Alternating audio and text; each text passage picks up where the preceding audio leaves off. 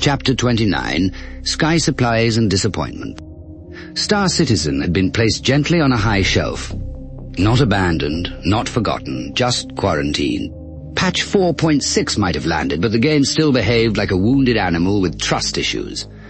So the Ninth House divided its attention between two new hellscapes. Ark Raiders for tactical, mechanical violence, and Dayz. Dayz was Kate's doing, naturally.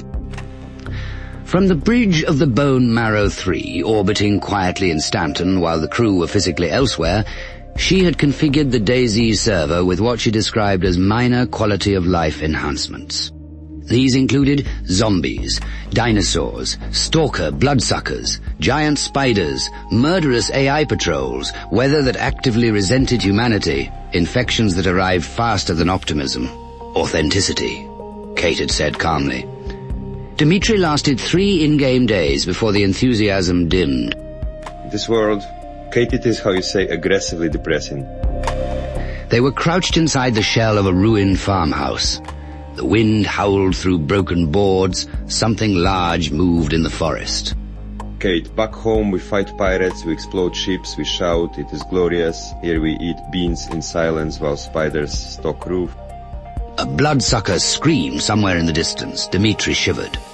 I do not like invisible screaming forest demon. He concluded firmly. Everything working as intended.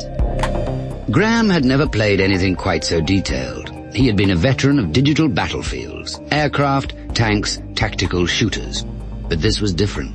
This required finding food, staying warm, avoiding infections, drying clothes, disinfecting wounds, cooking meat properly. On his first day, he ate raw chicken. On his second, he drank untreated pond water. On his third, he muttered softly to himself while limping through the rain. Oh, that is your Star Citizen crash voice. Oh. It is fine, you're only mildly dying. Oh. Nick approached Dayz the same way he approached everything, loudly. The first time he fired his unsuppressed rifle in a small coastal town, every zombie within several kilometers pivoted toward him as one. I have them under control. The audio filled with shrieks, clattering footsteps, wood splintering. What is that noise? Nick's breathing grew frantic. I may have purely accidentally aggroed the entire map. Moments later, he burst through the farmhouse door, pursued by a writhing tide of undead. Fuji calmly closed the door in his face. Presently, there was a pounding at the door. Fuji, this is betrayal. You are noisy. Nick respawned 20 minutes later. Some survive. Fuji thrives. Fuji, meanwhile, was in his element. Cold weather, scarcity, risk, strategy. He hunted deer, he set snares, he built fires with clinical efficiency, he charted safe routes through forests thick with unseen threats. He even began keeping a diary. Kate read it from orbit, smiling faintly. Fuji's field journal, Sky Supplies and Disappointment. Whilst Nickenstein slept off his adventures, both aquatic and ursine, Nostromo and I got to a bit of scouting around our potential new home. After surveying the terrain on foot, we decided to relocate to a quiet bay, just to the south of where we had made landfall. It would allow better access to the island interior and offered several abandoned domiciles. It was around this time we noticed activity on the beach. A recently arrived airdrop had riled up every zombie on the island. A signal flare attached to the crate spewed lurid red smoke, obscuring their number, whilst the hiss of its burn drove the mob into a frenzy.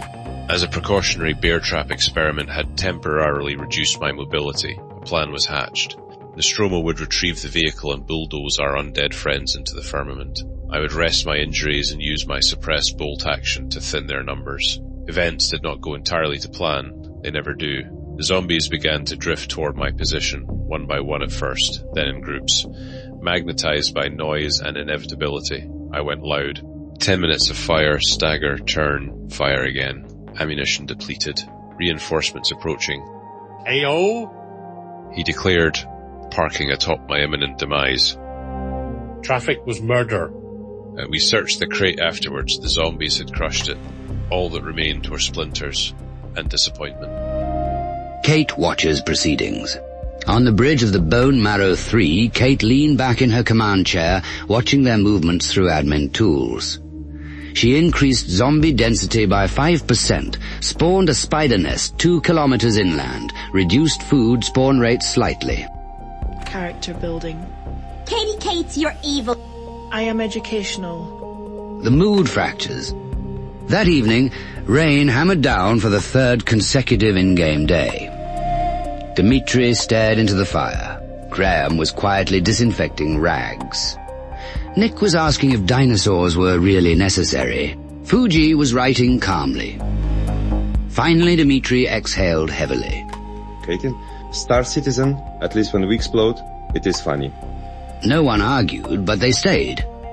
Because even in grim survival, even with spiders and invisible monsters and food scarcity and administrative cruelty from orbit, they were together.